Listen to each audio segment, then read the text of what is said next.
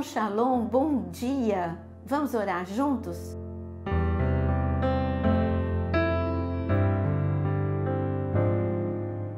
Você já cantou a música Há Poder no Sangue de Jesus? Tem muitas músicas falando sobre o poder do sangue.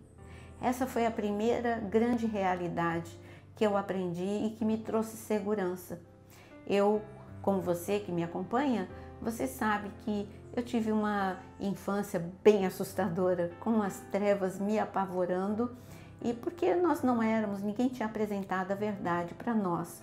E quando eu me converti e eu descobri o poder do sangue de Jesus, essa era a minha segurança.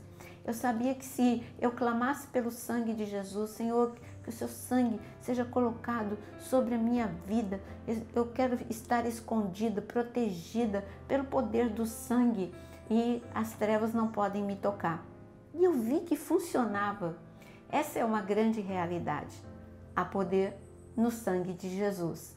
Mas antes mesmo de falar sobre o sangue de Jesus e ele ter trazido para nós o reino, em Gênesis, eu gostaria de ler com você, em Gênesis 4:10, está escrito que o Senhor falou para Caim: a voz do sangue do teu irmão clama a mim desde a terra.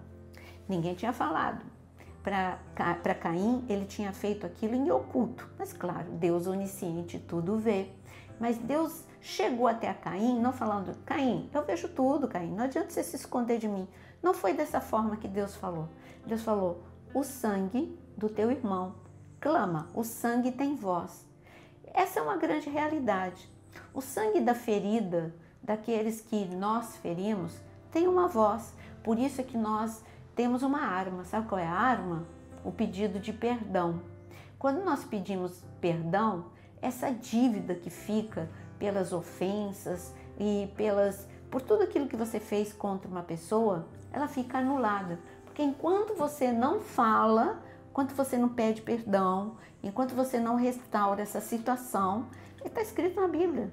Se você tiver um problema com o teu irmão, antes de orar, vai lá, resolve o problema com o teu irmão, porque o sangue dele está clamando a Deus. E olha só a seriedade do assunto que a gente está falando. Nós precisamos prestar atenção nas palavras que liberamos, naquilo que fazemos, porque o sangue clama. Mas essa é uma realidade que anunciaria também, estava anunciando sobre o sangue de Jesus. O que o Senhor estava ensinando é: a voz do sangue de Jesus clama por nós. Quando nós somos injustiçados, o sangue de Jesus clama por nós. O que é isso? É o próprio Senhor Jesus declarando: olha, agora é uma nova dispensação. Por causa do poder do sangue, o véu foi rasgado. E como o véu foi rasgado, vocês têm intimidade com o trono.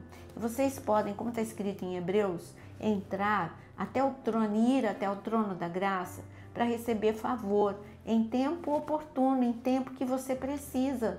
Essa é a graça que o Senhor nos deu através da cruz do Calvário. É um novo tempo, e esse novo tempo foi trazido para a terra através do sangue de Jesus. A cortina foi rasgada, o véu foi rasgado, e agora nós temos intimidade com o trono. Isso no Antigo Testamento, Deus falando de Abel, mas no Novo Testamento, com a realidade do sangue de Jesus tendo sido derramado, ele veio trazer um novo tipo de comportamento. Vamos para Estevão. Estevão é o primeiro mártir da igreja.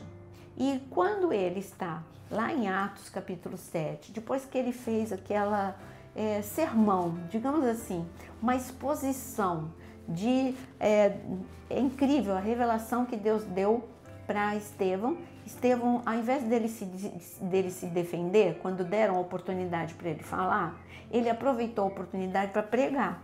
Então ele falou a Bíblia desde o início até aquele momento, falou de profecias, falou coisas incríveis, as pessoas ficaram impactadas com sabedoria, o conhecimento, o entendimento, a revelação que Deus tinha dado a Estevão. Ele seria logo apedrejado. Isso era justiça? Não, era injustiça. No entanto, como o sangue de Estevão não vai clamar. Sabe por quê? Porque aquele momento, aquela ferida que iriam causar em Estevão, Deus iria reverter o mal em bênção. Estevão, o que Estevão falou diante de todos aqueles que o odiavam e que queriam matá-lo? Ele disse, Pai, ele orou, ele não falou com as pessoas, ele não brigou com ninguém. Ele falou para Deus, Pai, eles estão me ferindo, eles vão me ferir de morte. Mas Pai, perdoa, eles não sabem o que fazem. Como Jesus falou na cruz, Pai, perdoa. Quando Estevão liberou o perdão, milagres começaram a acontecer. Bom, o milagre foi o céu abriu, Estevão olhou e Estevão viu o trono, viu o Cordeiro, viu Deus Pai, viu o Cordeiro.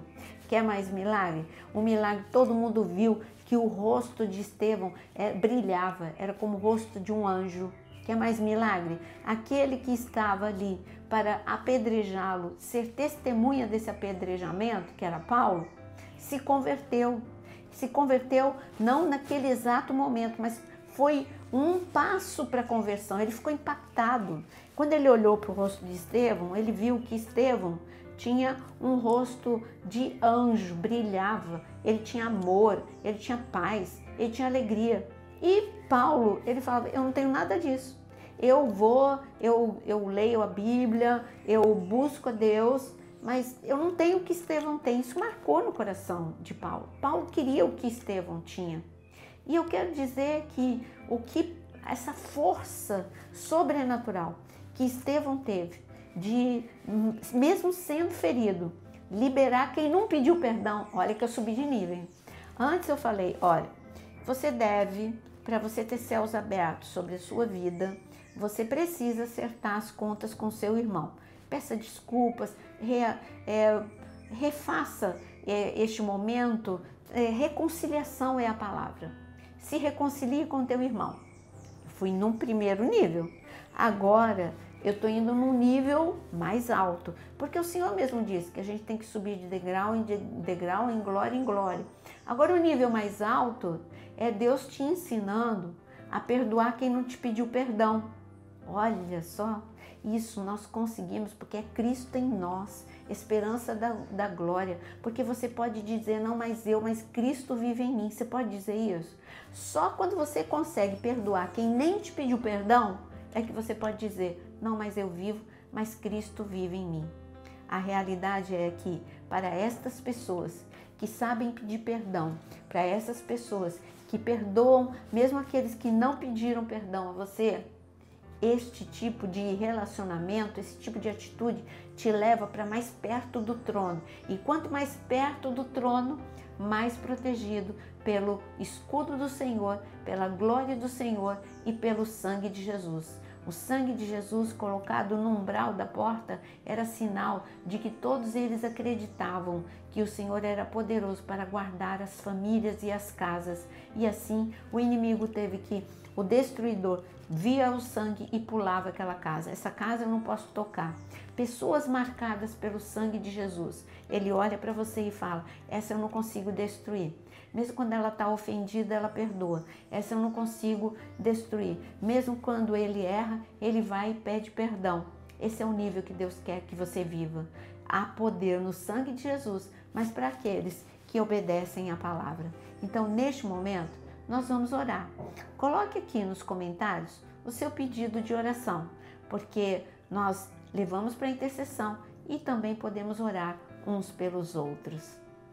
Senhor, queremos neste momento te agradecer pelo teu sangue derramado, sangue precioso, sangue poderoso, o sangue que pode nos guardar, porque o Senhor nos ensinou que há poder no sangue de Jesus. E agora, Senhor, eu quero clamar que o Senhor nos capacite, Espírito Santo de Deus, nos capacite a ter a habilidade não só de pedir perdão, mas de perdoar. Porque isso é uma característica, Senhor, é um traço nobre do teu caráter. E nós queremos ser a sua imagem e semelhança. Sabemos que quando chegamos nesse nível, vivemos muitos milagres. E eu quero chamar à existência milagres sobre a vida de todos aqueles que estão orando neste momento, neste devocional. Em nome de Jesus. Amém e amém. Que você possa aprender a liberar perdão, pedir perdão e viver graça e glória de Deus com toda a intensidade. Deus te abençoe.